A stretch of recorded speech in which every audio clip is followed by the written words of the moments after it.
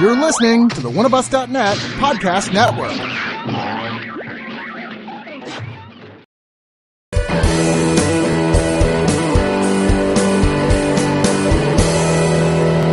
Big Sick! The Big Sick! It's a Big Sick! Oh, sorry, that was a different thing. The Big Sleep is what I was thinking of. Sorry. You do feel like a little warm. Are you sure you have a cold or maybe a fever? I have theorized this for years, and my doctor is just apparently sick of taking my money.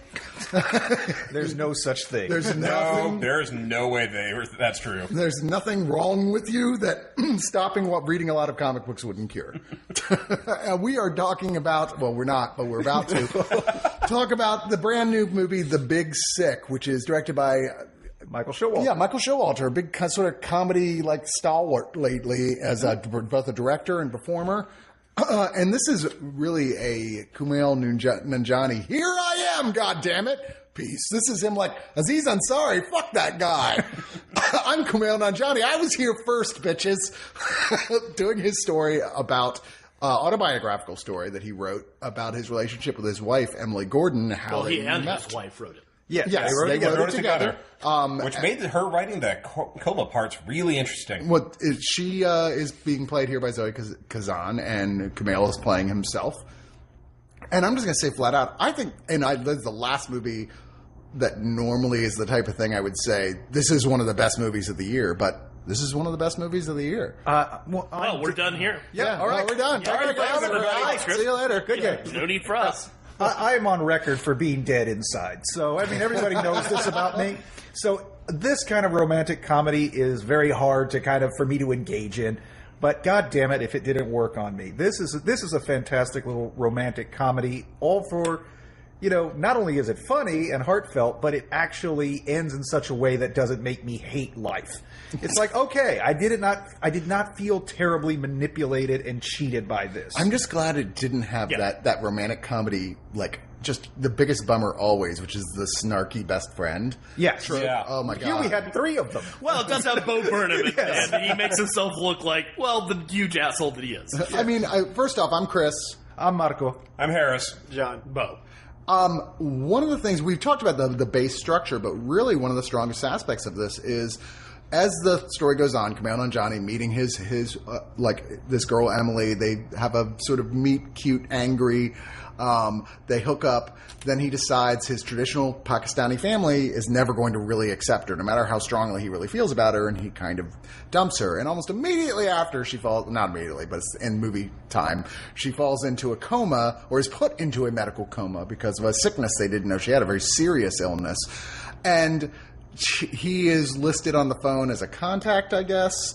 No, his best friend. Yeah, best friend says, calls. "Hey, yeah, they don't know that they think she's just got the flu and she's being kind of a wuss because it's exams coming up. They're like, hey, listen, could you just sit with her? We got exams. We gotta be there. So if just someone could just make sure she can get ice chips or something and then drive her home.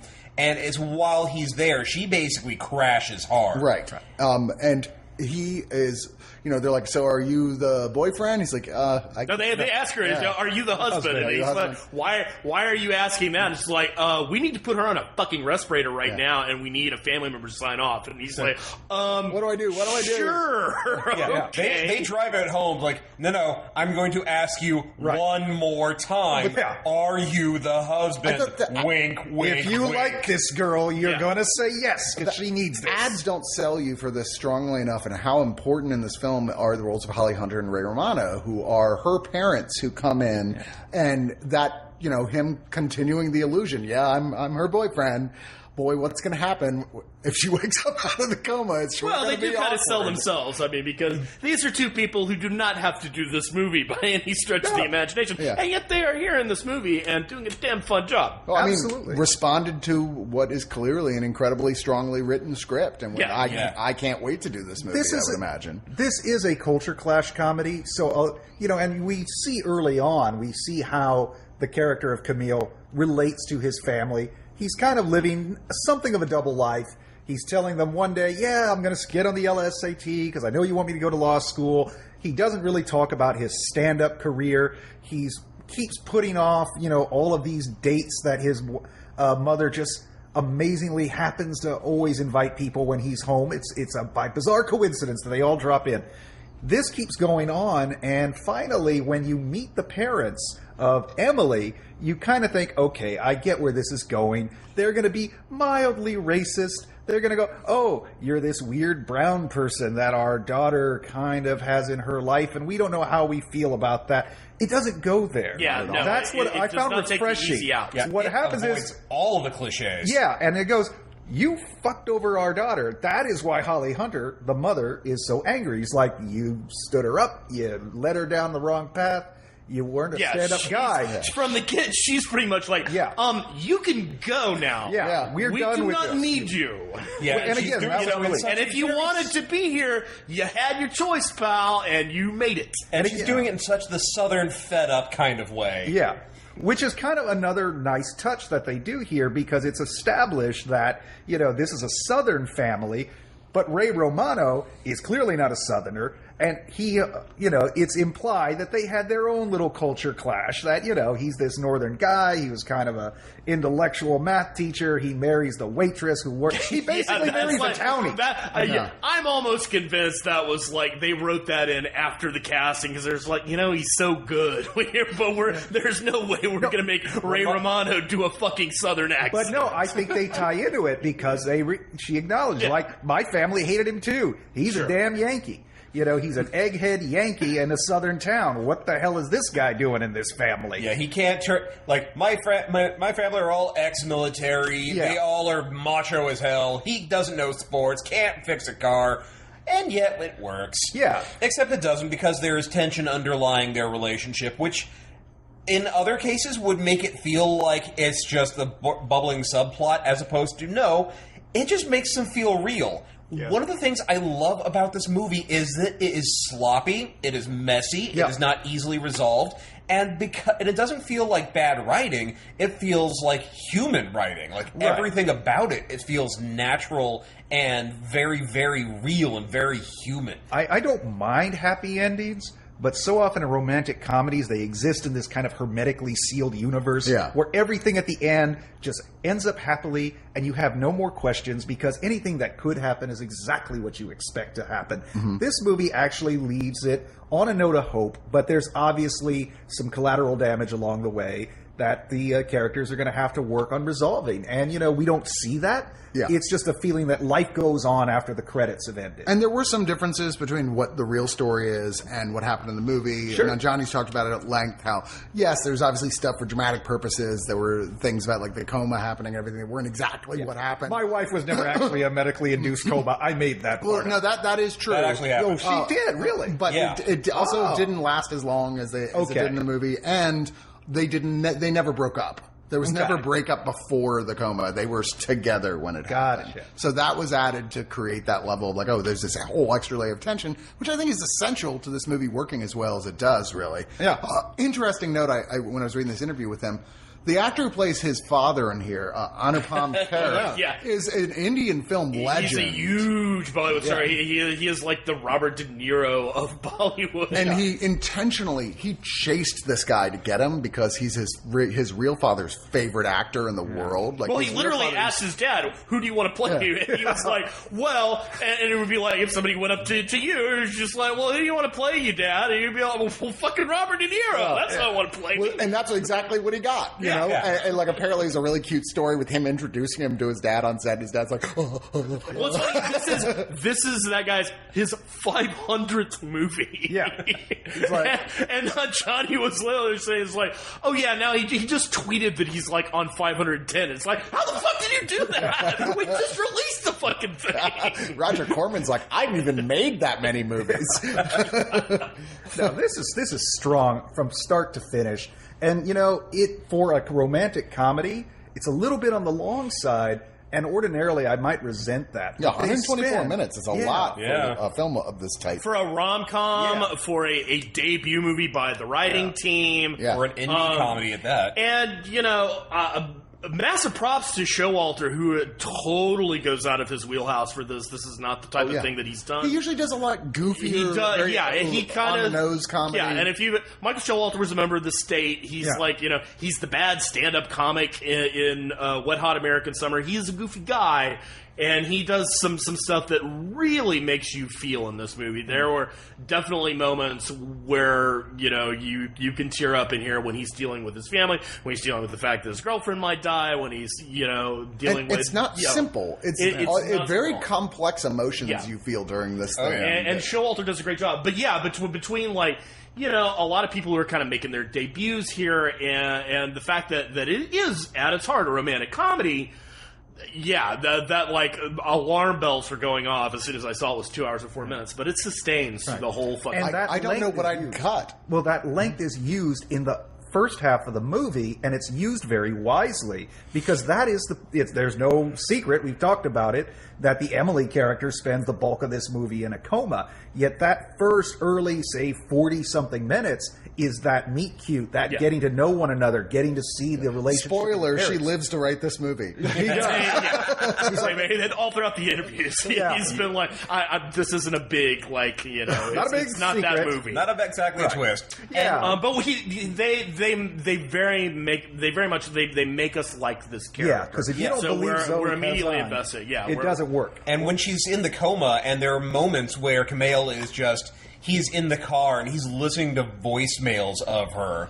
And it's just, not only do you feel for him because it's at an emotionally tense moment, but also it's a reminder, it's like, no, you totally get why the two of them really were into each other. Yeah. But also why they broke up. And one thing I like, Kumail's an asshole in this. Yeah, he is. He's lying to her. He's lying to his family. Well, I mean, this is definitely a personal growth type experience. Yeah, he's the asshole that we all have been, because we have all been like, no, that isn't important. I'm not going to tell my significant other. What's the big deal? I'm just going to elide over this important fight that I don't want to have with my parents over this. No, I don't want you to meet my family for reasons that aren't really important right now. We'll talk about it some other time. Even though he's an asshole, you still root for him in this. You're like, I like you. You want him to fix this shit. Yeah, because he's Kumail Nanjiani and he's got charisma oozing out his pores. Well, yeah, I mean... But he's not doing it to be an asshole. No. He's doing it to evade... It's bad habits. He's avoiding the conflict. It's still the child. It's still the child. And that's why we grown up empathize, because he's scared. Yeah, because we've all been in that place. And it's We have? You had did Kat fall into a medical coma and y'all broke up for a while? Well, I don't really like to talk about that part because it's off-brand for me. Hey, I did have to watch while you were sleeping at least once. I did listen to Girlfriend in a Coma excessively. Yeah, I was going to say that. Mad props for them not sticking Girlfriend in a Coma on the soundtrack. That was such the I was waiting choice. for it. I was so waiting for it. That's going to be the bloopers at the end, If right? they had Someone's done gonna it, sing it should have been, it started playing and then you see a hand go on the record player and scratch it off and go, we are not listening to that fucking record. Or even just like someone just looking around like, really? Really? No, but this film isn't a meta at all. No. There is no going winking on. at the camera. It wears its heart on its sleeve, on its shirt, everywhere. And this is something we really haven't, aside of Kumail, we have not seen before. I mean, obviously everybody knows him very well from his role in Silicon Valley, which I think he and I forget the other guys, the Satanist on the show from Freaks and Geeks. No, Martin Starr. Are two of the strongest parts of that entire show. They're back and forth. It's so wonderful. Now, Johnny's been a secret weapon for a while, because he's been one of those guys that you can bring in to do one scene and he's going to bring his chops, and he's a great actor. Everybody that they've been interviewing about this, including, Holly Hunter and Ray Romano, who are certainly not hacks, are like, he brings an extreme amount of power to the table. Romano continuing to prove that he is not just the guy from that sitcom. He has hidden depths and is quite an accomplished actor. And holds himself against Holly Hunter. That takes some doing. I mean, Holly Hunter is one of our great American Spitfires, and I kind of expected any moment. I mean, he towers over her. I expected the moment they were on screen, she was going to act circles around him, but, he modulates his performance to where you believe, and he is the guy who's kind of in awe and belittled by his, little 5'2" wife. I loved that. That's such a cool dynamic when they're having an argument inside the hospital. Yeah. His stature just instantly goes down. He shrinks. They use the physicality very well. Absolutely. There's a moment where he gets a piece of bad news, and it's that old trick where, you don't hear the bad news, you just see the performance. And you see this big, tall guy kind of lean up against the wall like he needs that support. I don't know if that's just Romano being a smart actor or Michael Showalter's going, hey, this could actually sell it if you do it this way. But it all works together. I think nine times out of 10 where you see something like that, it is the actor. And this movie is very much made by whoever the fucking casting director was just knocked it out of the fucking park, because you really you have to base it around Nanjiani, and everybody just compliments him so well. And one thing I loved about this, considering that this is very much an immigrant story. Yeah. And Nanjiani, while he was originally from Pakistan and grew up there, at least for a part of the time, he's basically dealing with the same first generation issues that a lot of immigrants are dealing with. And so on the one hand, there's this, the obvious joke of, his family is clinging to the old ways, and isn't it funny, because now they're in America, and it's tradition, and this is really obnoxious. But no, they present it in such a way, first of all, when they're bringing all of these, arranged marriages for him to meet, they're doing it in such a way that everybody is extremely human. Nobody is a punchline of a joke. Yeah. And it's adorably awkward because you're meeting someone for the first time for a potential arranged marriage. Of course it's going to be fucking awkward. But also you understand why his family does this and why they're not clinging, but why they revere these traditions they had and why they're so important to them. And because it worked for them. Yeah, and so it's not this feeling of old fogies who don't know what it's like. So, no, they make a very good case for it. Yeah, I mean, I hate to draw a comparison between two really great works of art by Pakistani men, but Aziz Ansari's Master of None deals with it in an equally delicate and smart way with his relationship with his parents. There's also a documentary that came out a while back that we reviewed on Digital Noise, which was Meet the Patels, which was all about this, which was about a comedian who had, this traditional upbringing, and suddenly he has to deal with the fact that, my parents insist that I keep meeting these women because they want to arrange the marriage. And I really give them credit for doing this, because I thought we do see a little brief montage of some of the women who are brought to meet him. I thought it was going to be, let's just play all of these women as jokes and, play it for the cringe comedy until the end with the final one where, one of them lets him have it. And they took the moment to let this character be human. That's why this movie is 2.5 or 2 hours. And there are a couple of those candidates that I'm like, come on, man, she's in a coma. Come on. It totally, you broke up. It doesn't count. She'll never know. Yeah. You're on a break. You're already established that you're willing to hide things from her. No, but I did appreciate that, in a movie that could have been very quick and breezy, even for a minor character, they allow them to just have that moment and shine. And I think that's just generous filmmaking, and it pays off. I couldn't agree more. Let's go into final thoughts. Marco, continue into your final thoughts. I would say that I'd give this a 9 out of 10. This is, the rare romantic comedy that I actually enjoyed. You're going to walk out of this movie feeling good, but you're not going to feel like you've been manipulated or that everything has been brushed under the rug with some cheap bullshit contrivance. This is a great time at the movies and a good date movie. 9 out of 10 what? Oh, I'm sorry. 9 out of 10 arranged marriages. Jonathan Roma. I think earlier what you guys said about it just feeling human. I didn't say much because I can't think of anything negative to say, but everything about it feels so right. It feels... Kumail and Emily Gordon did an excellent job in writing this and making it feel like you're there with them the entire time. It feels like you're boxing it in, calling it a romantic comedy, because she's out of the movie for so much. It feels more like Kumail's learning to grow up and kind of deal with religion a little bit and deal with being an adult in this culture clash. But it isn't, like you guys said, so external. The culture clash is just within him, and he says repeatedly I'm still figuring it out. I don't know what I'm doing. But outside of that one instance where he says it, it's all just in his eyes, and it's filled with an excellent cast. I've never laughed more at Ray Romano. Just his deadpan delivery.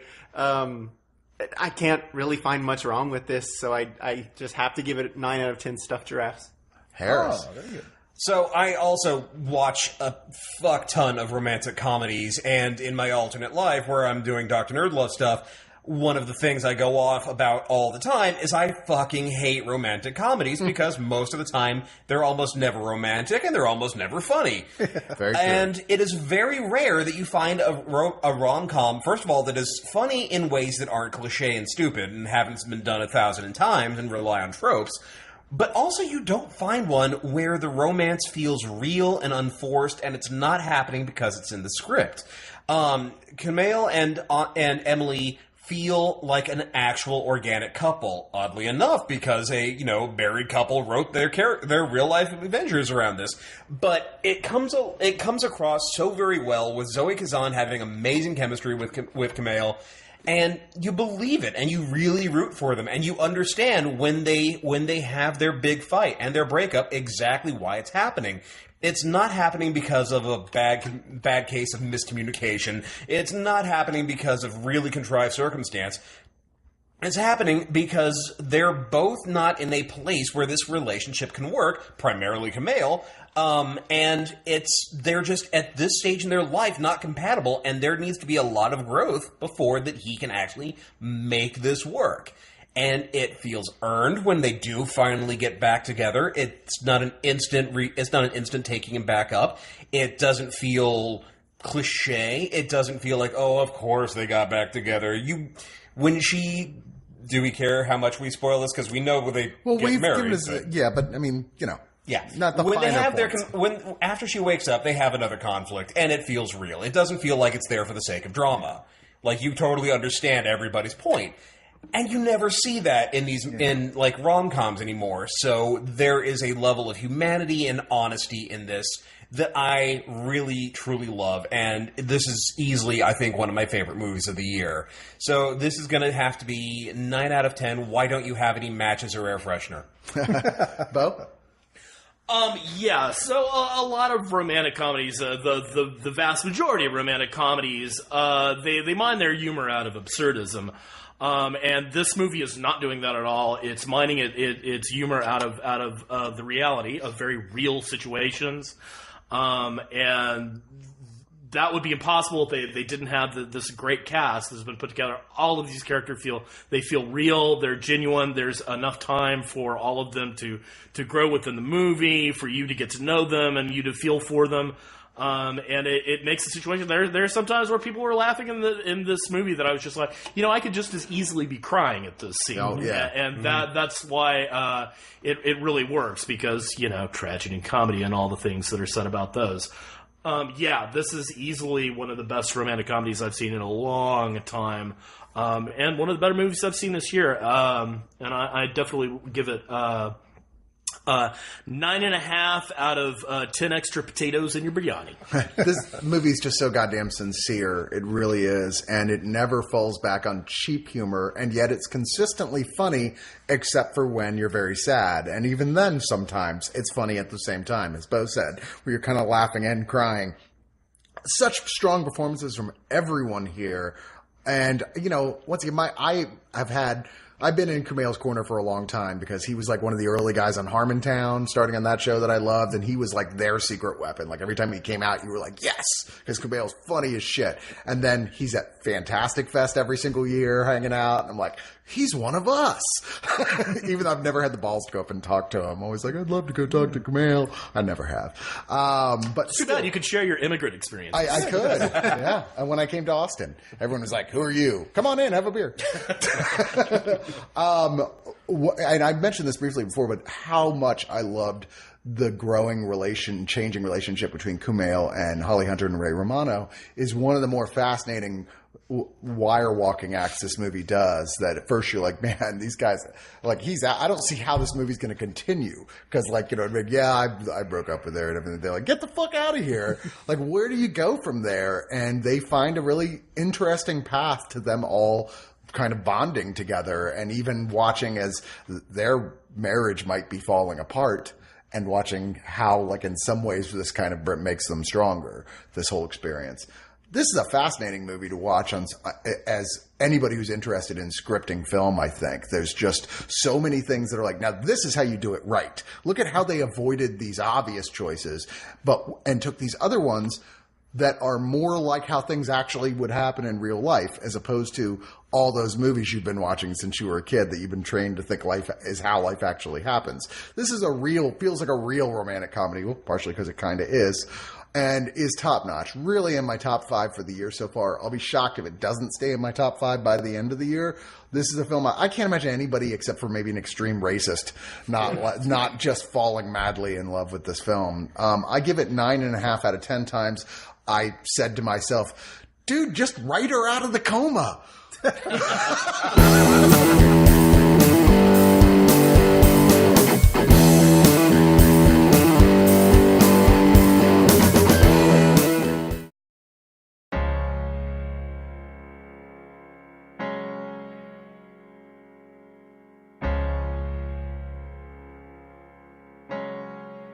You've listened to Oneofus.net for years. Quality shows that have made you laugh and maybe even cry. But did you know they produce podcasts that you may not have even heard of? For just a few dollars a month, you have the opportunity to hear quality podcasts like The Breakfast Pub, Game Bowl 2016! Get hype, motherfuckers! The Original Gentleman, I see this as an avenue to you becoming a huge chick magnet. Oh, yeah. and the Watch a Movie With Us series. By the way, anybody thinking that his makeup is a little bit heavy here does not remember the 80s. Oh, she's thinking about banking babies right now. Oh, it turned into a phallic symbol. Become a subscriber to Oneofus.net and choose your level of giving from Red Shirt, Brown Coat, Time Lord, and Jedi. And know that your donation will help bring quality oral entertainment to you for years to come. Thank you. And may Cthulhu devour your house last.